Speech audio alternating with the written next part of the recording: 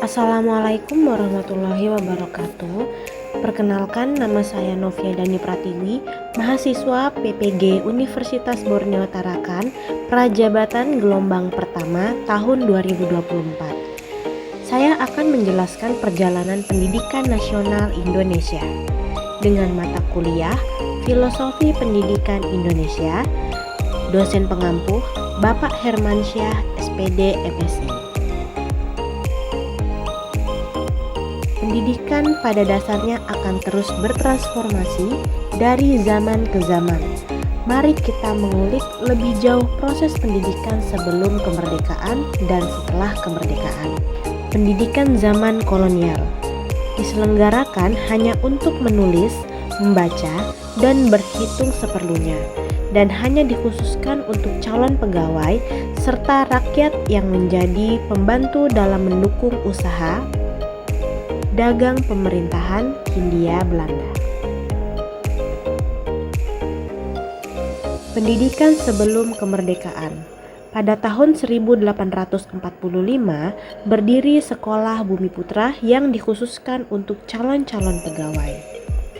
Di tahun 1908 berdiri organisasi Budi Utomo yang merupakan organisasi pertama yang ada di Indonesia dan disusun dengan bentuk modern. Pada tahun 1922, Taman Siswa yang didirikan oleh Ki Hajar Dewantara di Yogyakarta sebagai sebuah gerbang emas kemerdekaan dan kebebasan kebudayaan bangsa.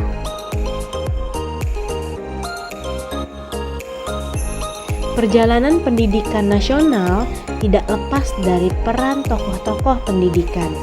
Ada banyak tokoh-tokoh pendidikan, di antaranya Ki Hajar Dewantara. Ki Hajar Dewantara merupakan tokoh pembaru yang sangat penting dan berjasa dalam perjalanan pendidikan nasional.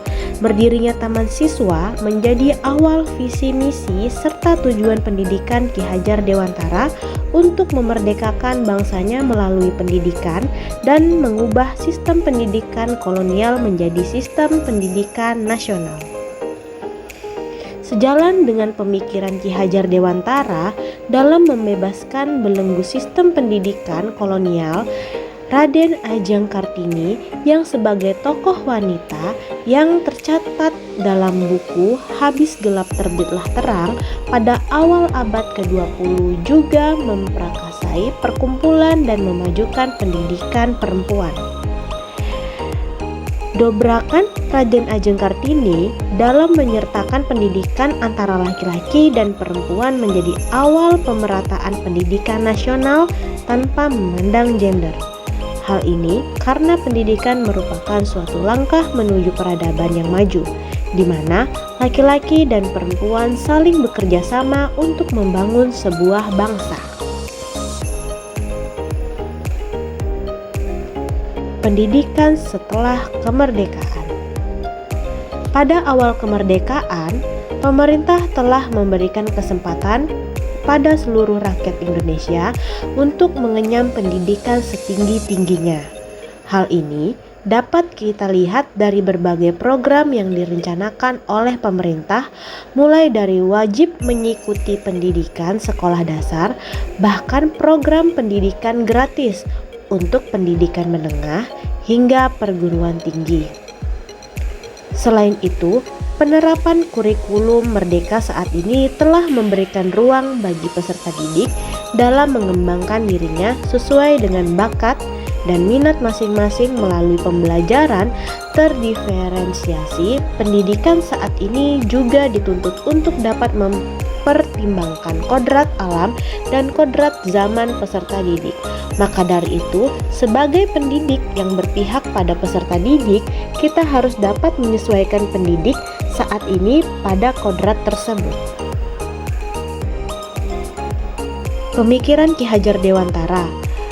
Kebebasan pendidikan memiliki relevansi yang kuat dengan pendidikan merdeka yang diangankan pemerintah Indonesia saat ini.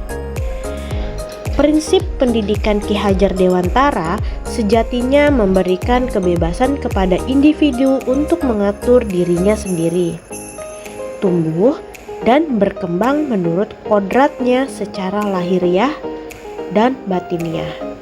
Prinsip tersebut sesuai dengan kurikulum Merdeka Belajar saat ini, yaitu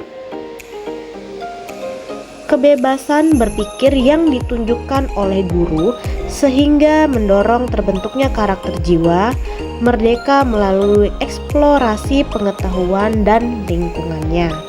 Pembelajaran yang berpihak pada peserta didik diharapkan mampu menciptakan karakter profil belajar Pancasila dalam 6 dimensi, yaitu yang pertama, beriman, bertakwa kepada Tuhan Yang Maha Esa, dan berakhlak mulia. Kebinekaan global, bergotong royong, kreatif, bernalar kritis, dan mandiri.